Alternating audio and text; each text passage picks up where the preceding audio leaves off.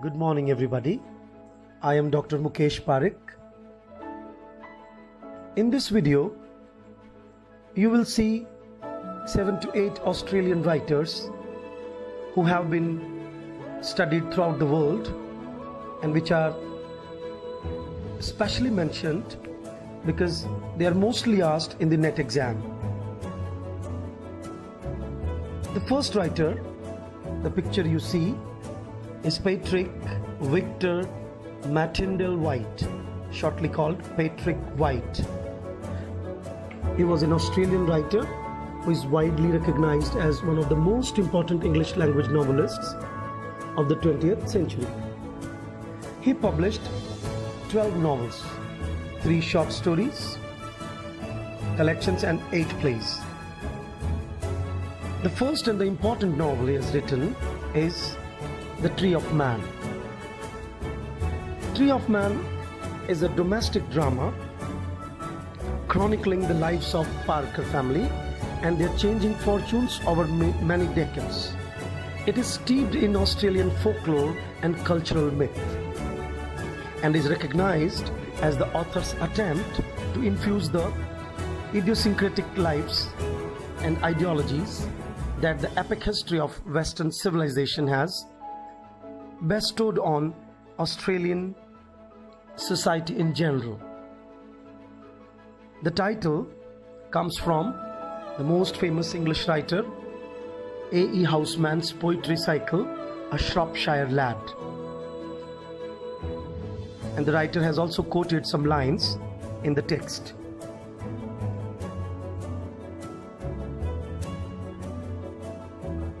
This novel is considered to be the hallmark in the Australian literature.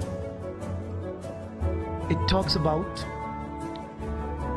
the Australian identity as well as the sense of hidden poetry and purpose in the novel. The second most important novel of Patrick White is Solid Mandala. It was his 7th published novel. It is the story of Waldo and Arthur Brown with a focus on the facets of their symbiotic relationship. It is set in the White's fictional suburb of Sarsaparilla. I repeat it, Sarsaparilla, a setting he often employed in his other books. In this story, we see that Waldo is cold and supremely rational in his behavior, while Arthur, his brother, is more warm-hearted and instinctual. And we see that Arthur would be considered by most in society as slightly retarded person. By the end of the novel, however, he is shown to have a better grip on life than the conventional Waldo. This title itself suggests and symbolizes the entire universe, and that is why the title is Solid Mandala. In the cover page, you can see the 2 brothers. This novel is also included in the courses of post-graduation in many universities. Our third important writer is David George Joseph Meloff. He was also awarded the prestigious Booker Prize. Meloff's writing is characterized by a heightened sense of spatial relationships. From the physical environments into which he takes his readers, whether within or outside built spaces or in a natural landscape. The most important work he wrote is An Imaginary Life. An Imaginary Life tells the story of Roman poet Ovid during his exile in Thomis. Ovid lives with the natives, although he doesn't understand their language, and forms a bond with a wild boy who is found living wild in nature. In relationship,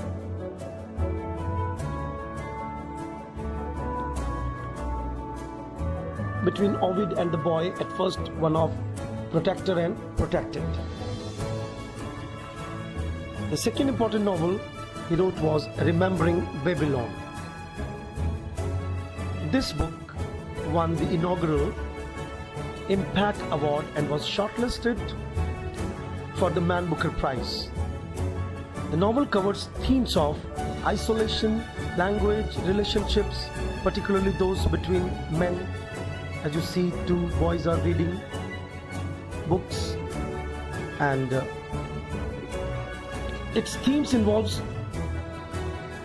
into a greater narrative of an English boy, Jamie Fairley, who is marooned on a foreign land and is raised by a group of aborigines, natives to the land.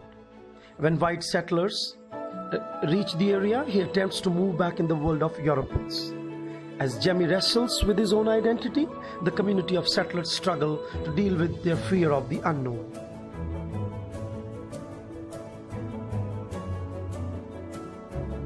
This novel has raised the issues of the consciousness of society, the concept of culture, and the novel has problematized, as you see that right now the picture you are seeing is a boy, how he is like an animal is drinking water from the pond. Now this cover page itself tells us like how the peripheral people live their life. As we see in this novel, Ovid is continually searching for the child and what he represents to him. He goes so far as to capture him in an attempt to learn from him. Our next important writer is Marcus Andrew Hislop Clark. He was an English-born Australian novelist and poet. He is best known for his novel, as is the case with all the other writers in the Australian canon. His novel's name is For the Term of His Natural Life. I repeat, For the Term of His Natural Life.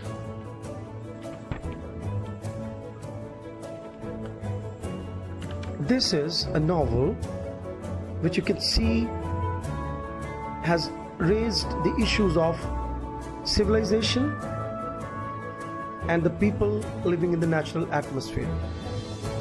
It covers the themes of Australian literature very deeply. As we all know that the literature of a particular continent covers many themes which are indigenous to that culture.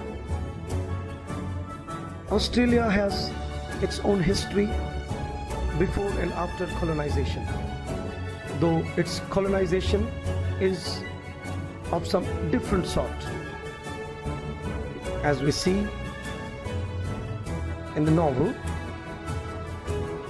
For the Term of His Natural Life. Friends,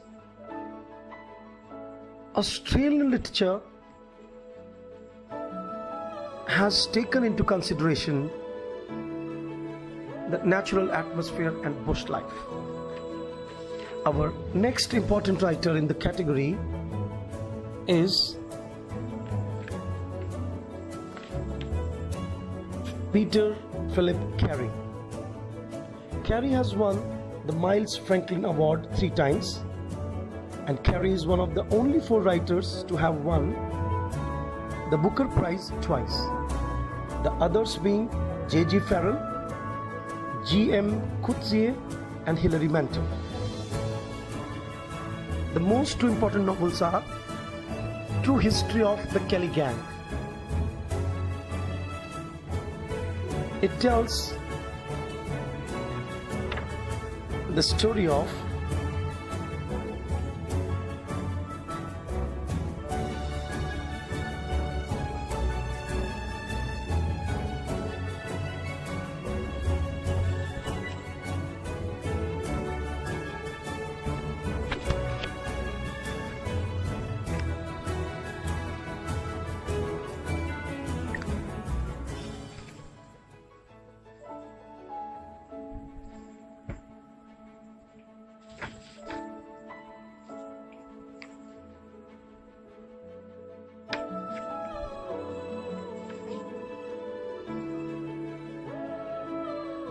It is a historical novel and it was first published in Brisbane.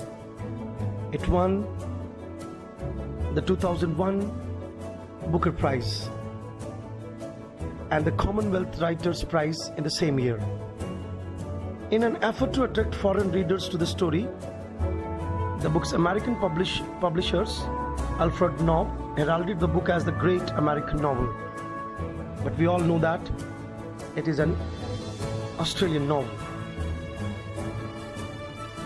The tall claim that this book is an American novel appears to be based on the fact that author Peter Craig Carey, an Australian, has lived in New York City for many years.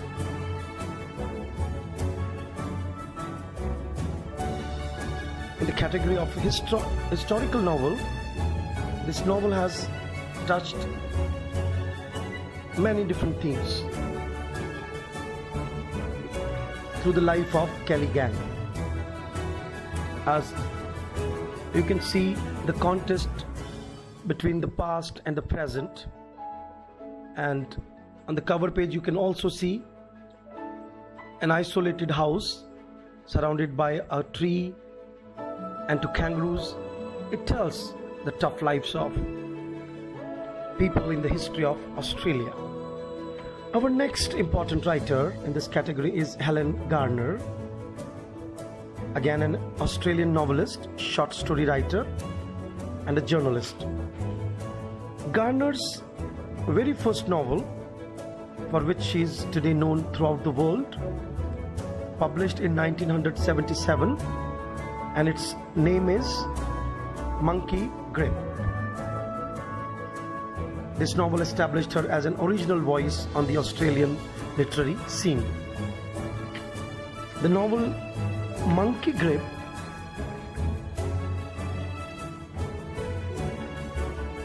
is set in inner city suburbs of Melbourne in the mid-1970s.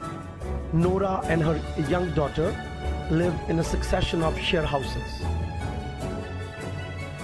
She is in love with Javo, a heroin addict who repeatedly drifts out of Nora's life, then back into it again. There are other characters also. Let me cover the theme of the novel. The relationship between sexual behavior and the social organization, the anarchic nature of desire, and the orderly face of the institution of family.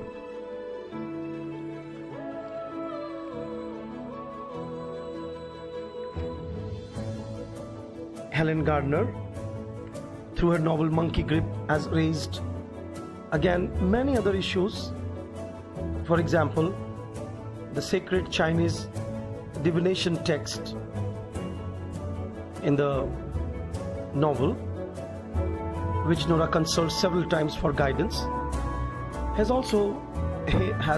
hints for us that the novel covers so many different themes.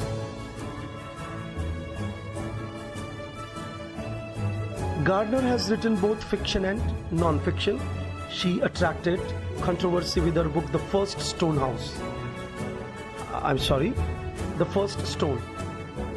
This novel was about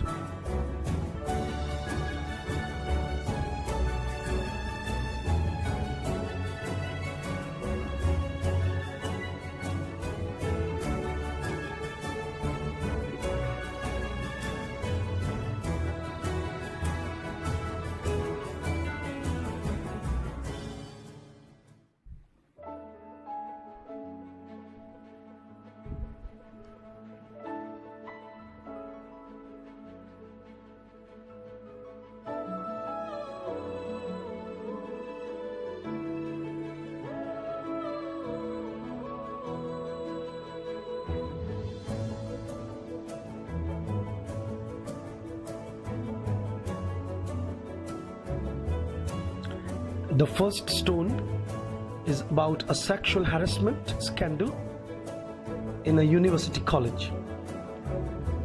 She has also written for film and theatre and has consistently won awards for her work, including the Walkley Award for a 1993 Time magazine report Two of her works have been adapted into feature films. Her debut novel Monkey Grip and her true crime book Joe Cleek's Consolation. The former released in 1982 and the latter in 2016. Friends, in this category, our next writer is Thomas Michael Keneally. He is a prolific Australian novelist, playwright, and essayist. He is best known for writing the Booker Prize winning novel Schindler's Ark. I repeat the name. His Booker Prize winning novel of 1982, which was inspired by the efforts of Paul Dick Pfefferberg, a Holocaust survivor. Holocaust, I hope everybody knows, when 5 lakh Jews were massacred by Hitler. The name of the novel is Schindler's Ark. And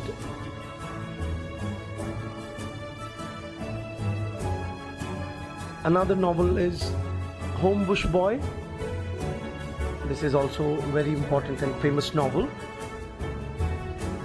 It is all about, as you know, HOMEBUSH BOY. Again, the theme of bushes included. And I earlier talked about Australian literature, that it is a literature where repeatedly writers are talking about the iconic bush, which means a kind of struggle they show in the landscape, which was a sparsely inhabited region by that time when English people started settling in Australia. The bush in this sense was something that was uniquely Australian and very different from the green European landscapes. And that is why the themes of these novels are always different.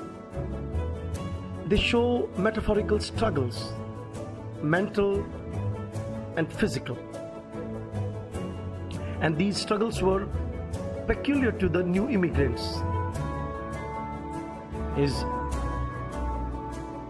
Another important novel was Summer of the Red Wolf, Maurice West.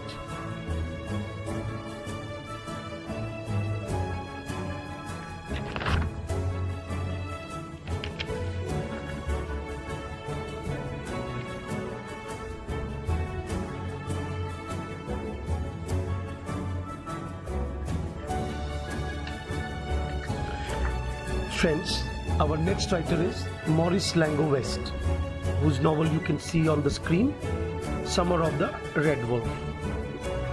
He was an Australian novelist and playwright also. He was best known for his novels The Devil's Advocate and The Shoes of the Fisherman. It published in 1963, and the novel Lazarus, and the novel The Clowns of God. The Shoes of the Fisherman is a novel concerns the election of a Ukrainian pope and is a dissection of Vatican politics. Many of the characteristics of the lead character, Father Tallemant, were based on the controversial French Jesuit paleontologist Pierre Teilhard de Chardin. Maurice West's Kirill Pavlovich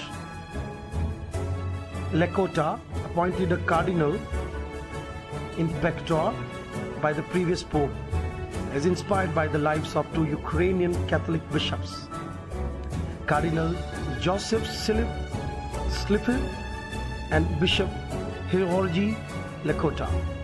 Slipher's was released by Nikita Khrushchev's administration from the Siberian Gulag, in 1963, the year of the novel's publication, after political pressure from Pope John XXIII and other important books are overshadowed by this particular novel, The Shoes of the Fisherman.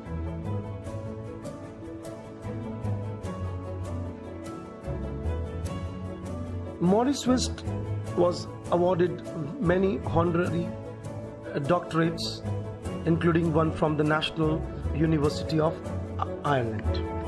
Friends, our next writer in the category is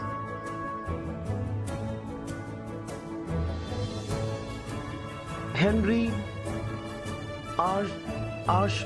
Archibald Lawson.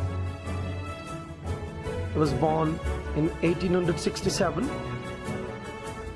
He was a real bush poet. The last but not the least in the series is Clarence Michael Dennis. He is better known as C.J. Dennis. He was an Australian poet known for his humorous poems, especially the Songs of a Sentimental Bloke, published in the early 20th century. Though Dennis's work is less well known today, his 1916 publication of The Sentimental Bloke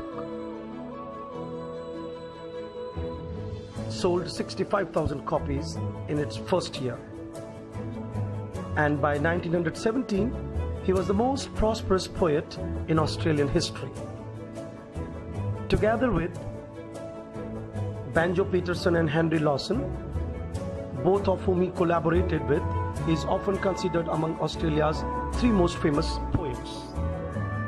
This was all about the major poets and novelists of Australian literature. I hope this series is very beneficial for my JRF and NET students. I find that you will suggest me